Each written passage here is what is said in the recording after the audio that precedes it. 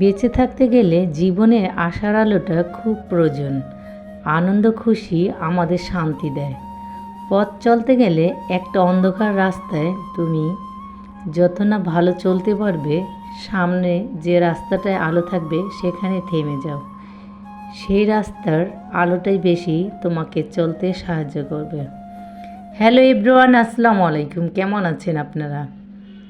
আমি তো এখান থেকে জানি না আপনারা কতটা ভালো আছেন, কিন্তু আমি আশাবাদী আল্লাহর অশেষ মেহেরবানিতে আপনারা ভালো আছেন এবং নিরাপদে আছেন। আলহামদুলিল্লাহ, আমার পরিবারটি নিয়ে আমিও ভালো আছি।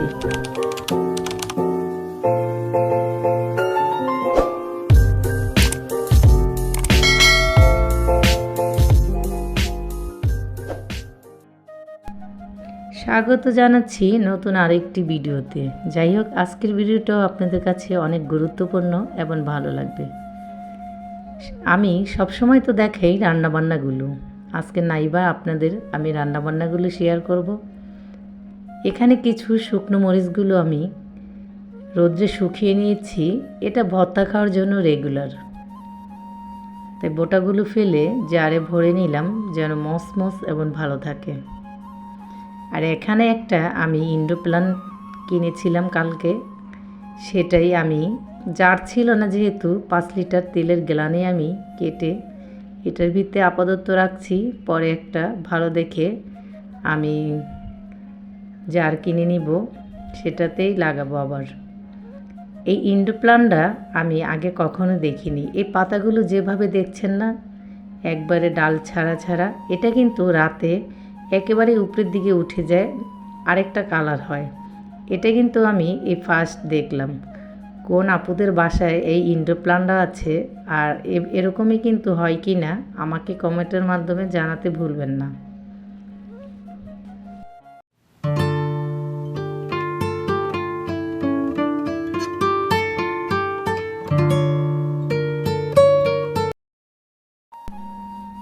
সুখ কিন্তু টাকা বেশি কমে আসে না। সুখটা হচ্ছে এমনই একটা জিনিস, সেটা হচ্ছে হাজব্যান্ড ওয়াইফের প্রতি বিশ্বাস আর মর্যাদা থাকতে হবে, তবেই কিন্তু সুখ আসবে সংসারে। প্রতিটা সংসারে গৃহিণীরা যেরকম সঞ্চয় করতে পছন্দ করে, ঠিক আমি কিন্তু ব্যতিক্রম না, আমিও সেম।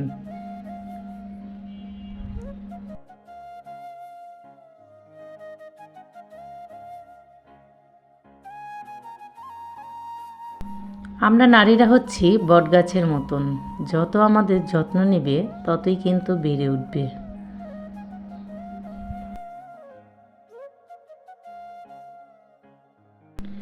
অবশেষে ফিরে আসলাম আমি সংসারের যাবতীয় খরচা নিয়ে। আমি প্রতি মাসে বেতন পাওয়ার সাথে সাথেই এভাবে একটা ডায়েরি খুলে হিসাবগুলো আগে থেকে করে রাখি। আজকে হিসাব করব আমি 2 ভাগে। একটা পেমেন্ট আমি দিব, আরেকটা সঞ্চয় আমি যেটা রাখবো। প্রথম পেমেন্টটা হচ্ছে আমার ঘর ভাড়া, যেটা মাসে 15,000 টাকা পড়ে যায় গ্যাস বিল এবং বিদ্যুৎ বিল দিয়ে। আর আমার একটি হাউস লোন আছে, সেটাকে আমার দিতে হয় 15,000 টাকা। এখানে আছে ডিশ বিল আমার 300 টাকা মাসে, আর হচ্ছে ওয়াইফাই বিলটা 700 টাকা। বড় মেয়ে যেহেতু স্কুল অফ আছে, ও মাসাল্লা দিলে সামনে আগামীতে কলেজে ভর্তি হবে, সের জন্য আপাতত বন্ধ আছে। তাই ছোটো মেয়ের স্কুল খরচা আমার 2,000 টাকায় চলে যায়।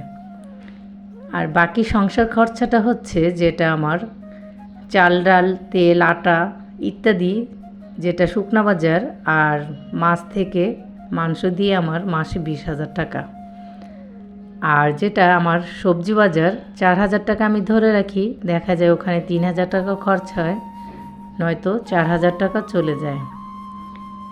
আর হাত খরচাটা আমার 1,500 টাকা রাখি, আপনার ভাইয়াদের 4,000 টাকা রাখি। হেল্পিং খালাকে দিতে হয় আমার মাসে 1,600 টাকা।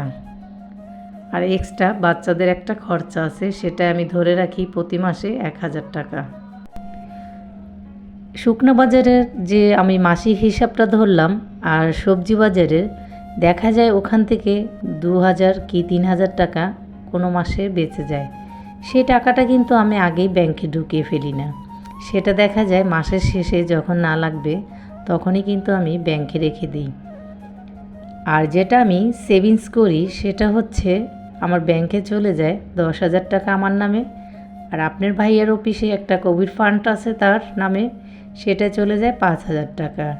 আলহামদুলিল্লাহ, আমার সংসারটা কিন্তু অনেক ভালো সচ্ছলভাবে আমি নিতে পারি, আর এই সেভিংসগুলোও আমি করতে পারি। আপনাদের সাথে কিন্তু কথা বলতে বলতে অনেক কথা বলে ফেললাম, প্লিজ দয়া করে ক্ষমা দৃষ্টিতে দেখবেন কোনো জায়গায় ভুল গেলে। আর এখন পর্যন্ত যারা লাইক দেননি, প্লিজ দয়া করে একটি লাইক দিয়ে পুরো ভিডিওটাই কন্টিনিউ করার চেষ্টা করবেন।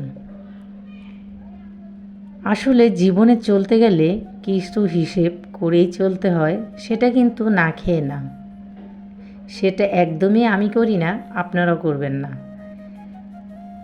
বাঁচার জন্য আল্লাহ তাআলা প্রথম আমাদের পেট দিয়েছে, তারপরে কিন্তু কর্ম। এই পেট যদি ভালোভাবে চলে তবে কিন্তু কর্মটা আপনার ভালো চলবে। এই হিসেবগুলো যখন আমি করছি, আমার ছেলে বারবার দেখছে যে আম্মু মুখ দিয়ে বুড়বুড় করে কি বলছে, সে বুঝে উঠছে না যে আমি এখানে কি করতেছি।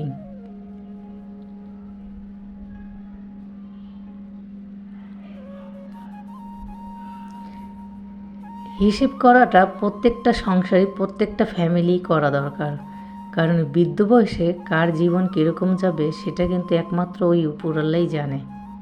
এর জন্য প্রতিটা গৃহিণী সঞ্চয় করতে পছন্দ করে, এটা কিন্তু ছেলেরা ততটা গুরুত্ব দেয় না। অনেক ছেলেরাই আছে যে আমার বউয়ের উপরে ছেড়ে দিয়েছি, সে যা করে। যেমনটা আপনার ভাইয়া, সে টাকা পেয়ে মাসিক যে বেতনটা পায় সেটা কিন্তু আমার হাতে এনে তুলে দেয়, তারপরে সব হিসেবপাতি আমাকেই করতে হয়। তাকে একটা লিস্ট ধরিয়ে দিই, সে বাজারটা করে এনে দেয়, তারপরে ব্যাস তার কাজ শেষ। কিন্তু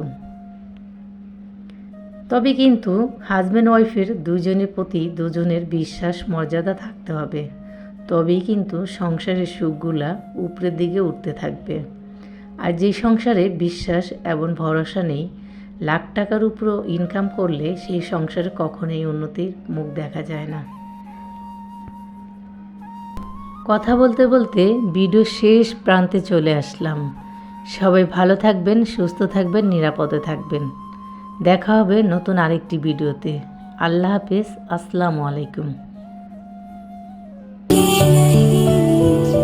होंगे जुदा ना तुमने